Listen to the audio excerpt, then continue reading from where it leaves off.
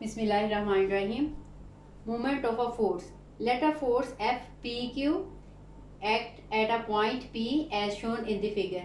एक फोर्स है F, ठीक है, उसको अगर हम टू पॉइंट्स की फॉर्म में PQ लिख रहे हैं और ये P पॉइंट पे एक्ट कर रही है, ठीक है। F फोर्स जो है ये PQ और F सेम ही है, P इसका इनिशियल पॉइंट है, यानी P पॉइंट पे वो एक्ट कर रही है। Then the movement of F about O, तो अगर हमने किसी भी पॉइंट के अबाउट मूवमेंट निकालना हो तो वो हम कैसे निकालेंगे। सपोज यहाँ पे हम O के अबाउट मूवमेंट निकालना चाह रहे हैं, तो इसका फॉर्मूला होता है कि ये प्रोडक्ट है फोर्स की और परपेंडिकुलर ON की इनटू साथ में एन जो है ये यूनिट वेक्टर है। अब देखिए एक तो प्रोडक्ट है फोर्स की, तो फोर्स हमारे पास ये जो है PQ है, या F लिख लें या PQ लिख लें, एक ही बात है।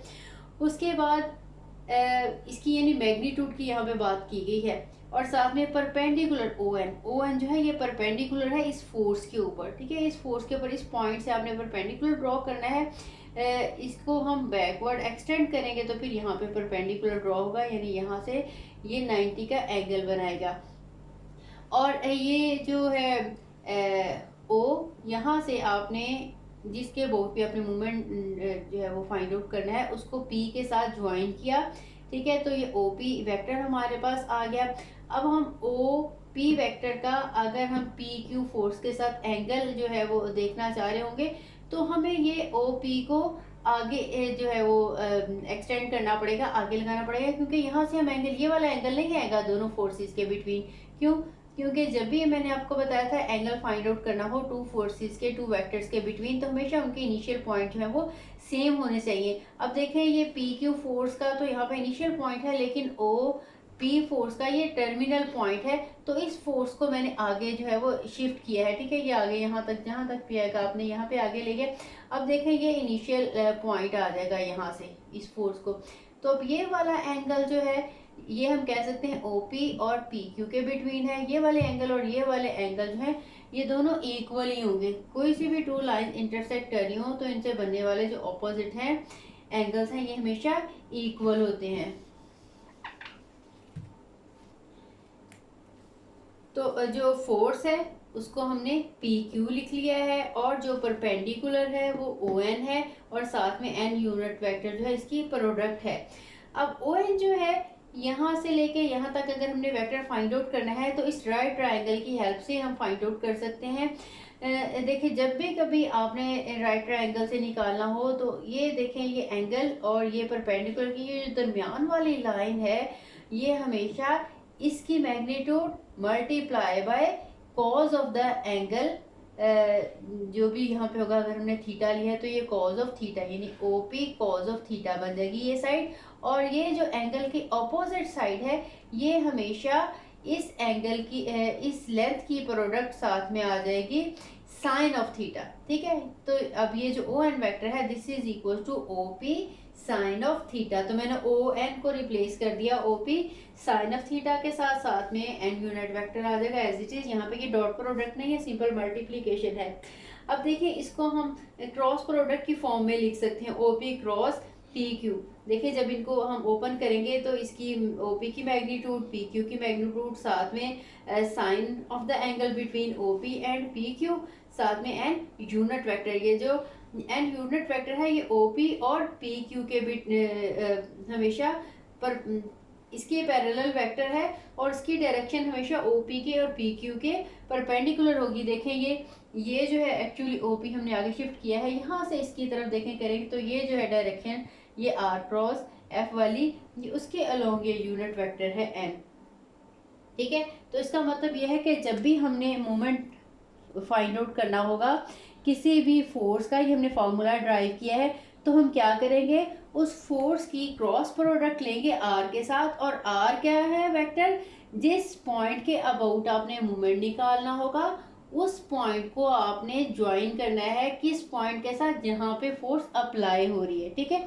इसी पॉइंट पे बच्चे ये R जो है फाइंड आउट करते हैं, मोस्टली जो है स्टूडेंट मिस्टेक करते हैं। तो आपने याद रखना है R वो वेक्टर है जो भी आपको पॉइंट देंगे कि इसके पॉइंट के अबाउट आपने मूवमेंट निकालना है वो पॉइंट लेना है, और जिस पॉइंट पे फोर्स अप्लाई हो रही है उसका इनिशियल पॉइंट जो है ये वो वाला वेक्टर है O को पी के साथ ज्वाइन करने वाला वेक्टर। ठीक है, आपने इसकी तरतीब भी याद रखनी है, क्योंकि क्रॉस प्रोडक्ट में R cross F cross R के इक्वल नहीं होती।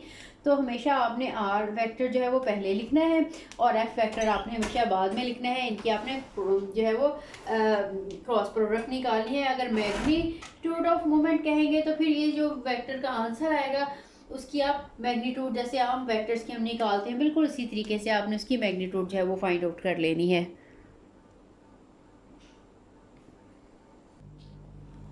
एक्सरसाइज 7.5 है, इसका क्वेश्चन नंबर 11 है। Force F 3i plus 2j minus 4k is applied at the point 1 minus 1 2. Find the moment of the force about the point 2 minus 1 and 3. हमें force दे दी है और बता दिया है कि इस पॉइंट पे अप्लाई हो रही है और हमने इस पॉइंट के अबाउट जो है वो मोमेंट फाइंड आउट करना है। जिस पॉइंट पे अप्लाई हो रही है उसको हम आसानी के लिए P कह लेते हैं। P पॉइंट जो है वो 1 माइनस 1 एंड 2 और जिसके अबाउट हमने मोमेंट निकालना है वो O ले लेते हैं। तो जो हमारा R वेक्टर होगा वो OP होगा। जिसके अबाउट आपने मोमेंट निकालना है वो, और जिस पॉइंट पे फोर्स अप्लाई हो रही है वो वेक्टर हमारा OP बन जाएगा। OP वेक्टर में हम P के पोजीशन वेक्टर में से O का पोजीशन वेक्टर सब्ट्रैक्ट करेंगे। तो जो P का पोजीशन वेक्टर है दैट इज 1 माइनस 1 एंड 2 और O का पोजीशन वेक्टर 2 माइनस 1 एंड 3। इसमें देखें O ओरिजिन नहीं है, ठीक है, जस्ट वैसी कोई नेम दिया हुआ है। आप इसका नाम कोई और भी रख सकते हैं, क्योंकि आपको मैंने जो इसकी डिडक्शन फार्मूले की बताई है, जो हमने फार्मूला इसका ड्राइव किया है, उसमें हमने ओ लिया था, ओ के अबाउट मोमेंट निकाला था, इसलिए मैंने इसका नाम जो है वो ओ ही रख दिया। कोई सा भी नेम इन पॉइंट्स का ए बी भी रखा जा सकता है, लेकिन आपने जिस पॉइंट पे पहले फोर्स अप्लाई हो रही है वो उसका पोजीशन वेक्टर हमेशा पहले लिखेंगे और जिसके अबाउट मोमेंट निकालना है वो हमेशा हम बाद में लिखेंगे। अब हम ये वेक्टर फाइंड आउट कर लेते हैं। ये आ जाएगा 1 माइनस 2, उसके बाद माइनस 1 प्लस 1, ठीक है, इस नेगेटिव की वजह से ये पॉजिटिव हो जाएगा, और 2 माइनस 3। तो ये वेक्टर हमारे पास आ जाएगा minus 1 0 and minus 1, again negative 1, वैसे ये है, इसको नेगेटिव 1 बोलेंगे। अब हमने क्रॉस प्रोडक्ट लेनी है R की F के साथ। तो जो मूवमेंट है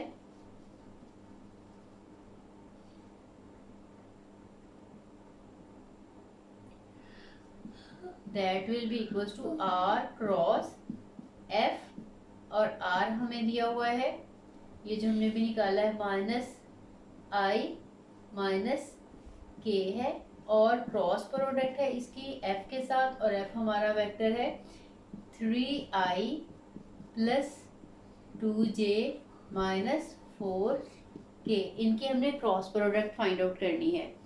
तो यहीं पे मैं निकाल लेती हूँ क्रॉस प्रोडक्ट इसके ऊपर।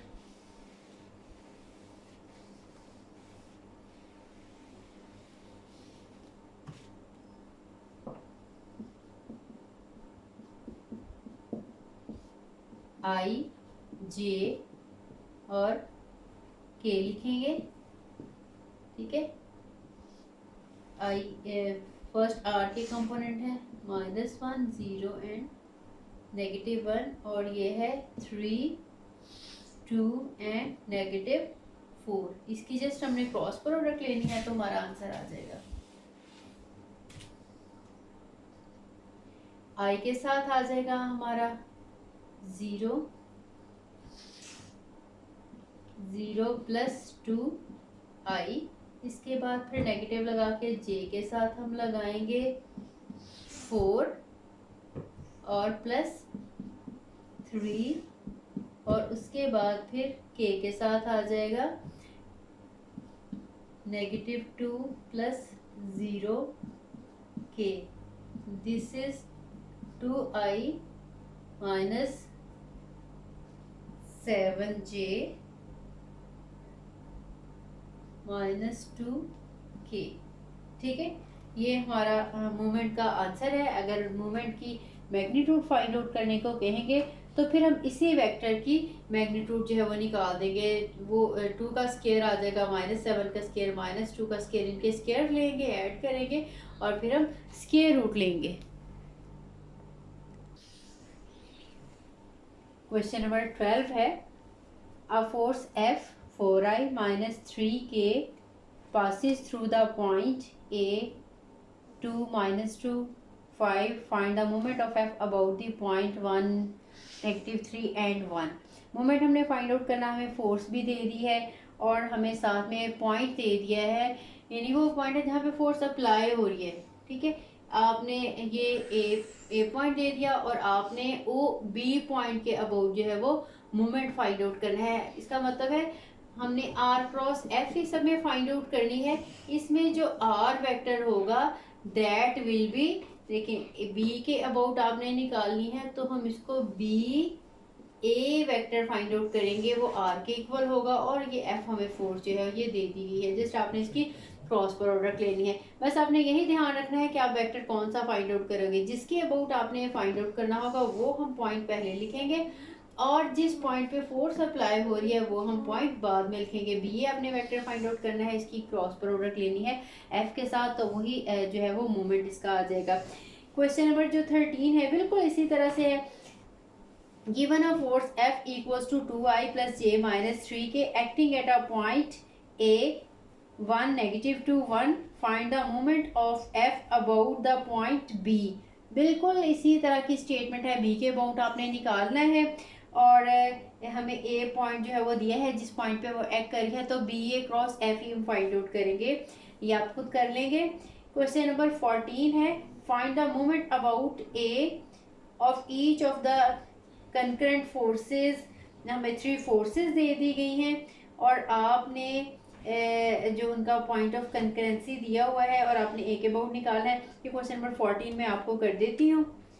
ठीक है, क्वेश्चन नंबर 15 आप कर सकते हो। अ फोर्स F जो है 7i + 4j - 3k is applied at P point दे दिया, P पॉइंट पे अप्लाई हो रही है।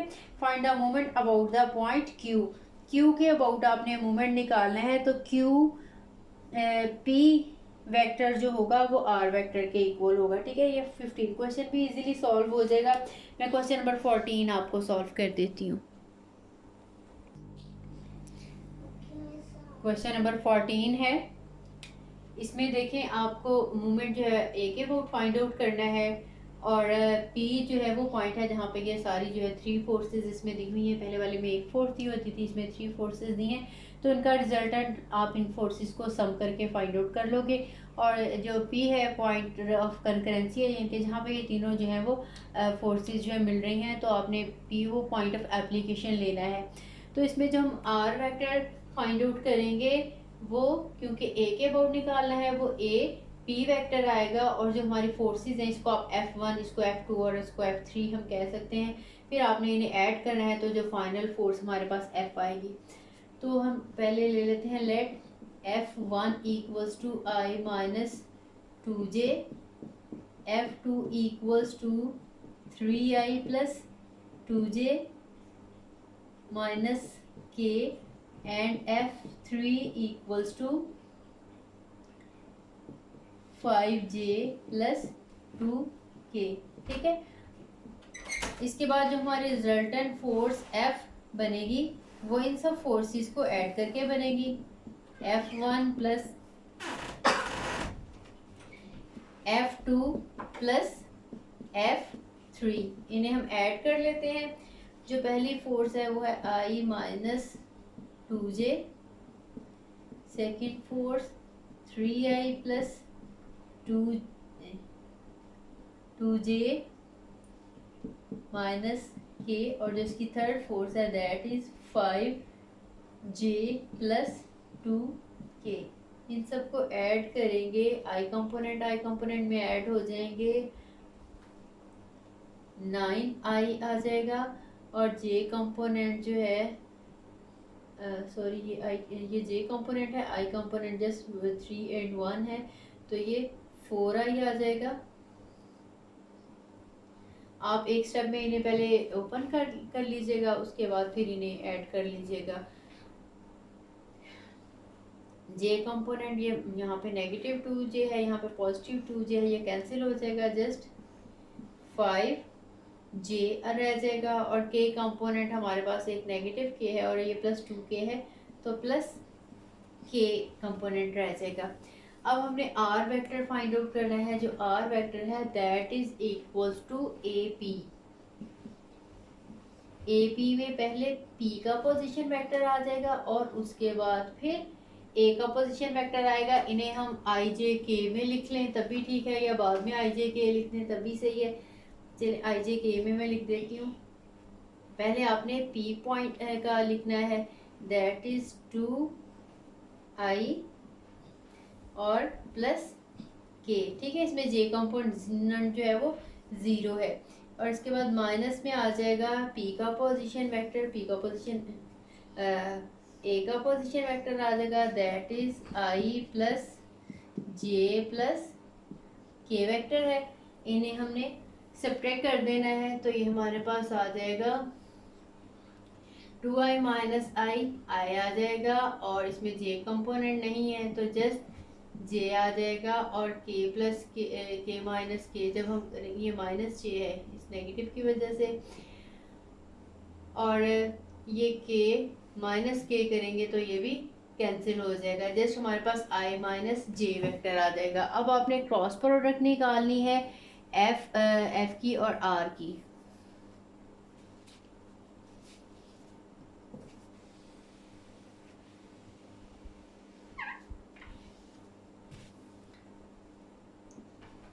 तो हमारा r क्रॉस f आंसर आ जाएगा i j और k आपने लिखना है।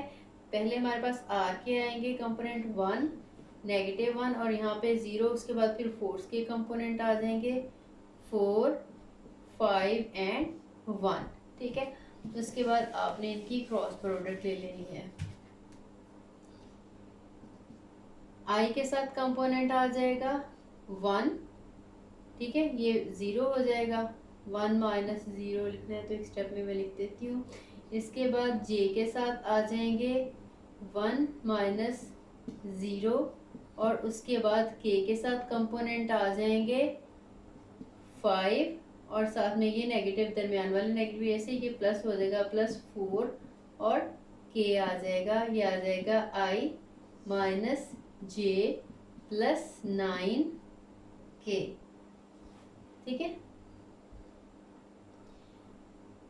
यहाँ पे -1 आएगा i के साथ, ये -1 इंटू 1 ये -1 आ जाएगा,